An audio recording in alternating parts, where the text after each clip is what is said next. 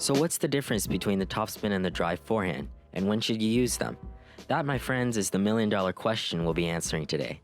In this video, I'll compare the grip, stroke paths, and contact point of the modern topspin and flat forehand. Let's go.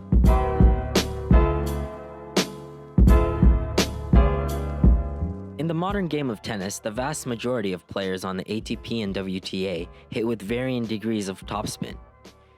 You could use it in neutral positions where consistency and accuracy are important.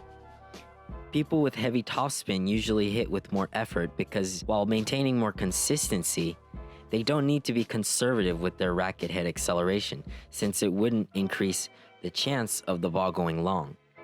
Topspin can be useful when you're hitting with less pace because there's more height and spin. For Federer, the flat forehand is a major building block for his game. It fits well into his style of play as he's consistently looking to come into the net.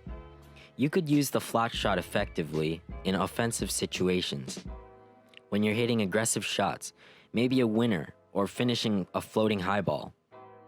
It uses more pace, but it equals more risk in return. The grip plays a notable role in the amount of topspin that's produced in the forehand stroke. But how?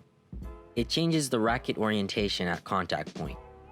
Nadal, with a straight arm contact point and semi-western grip, achieves a greater average rotation per minute than Federer at 3,200 to 5,000. Using more extreme grips, however, more topspin is used than Eastern grips because the racket angle is more closed on contact.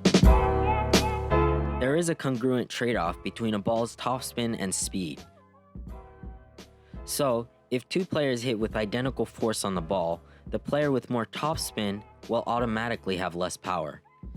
According to a study done by Elliott et al., the total racket speed is similar for flat and topspin strokes. However, the respective horizontal and vertical velocities were vastly different. You could see here for the flat stroke that the horizontal velocity was 17 meters per second while the vertical was 8.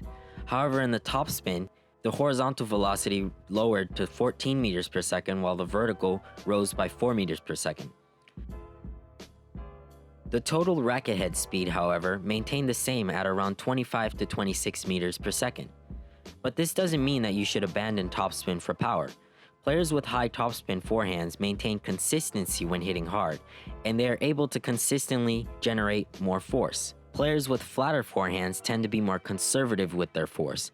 If you make contact at a higher position like Del Potro, consistency wouldn't be a problem, and you can blast 80-mile-per-hour forehands consistently. In the vertical plane, the trajectory angle has been measured from 17 to 47 degrees from the horizontal. Smaller angles tend to produce less spin while larger angles sacrifice ball speed and depth of the shot. The optimum angle of the racket in the vertical plane is 28 degrees. This angle provides good spin production without losing too much speed.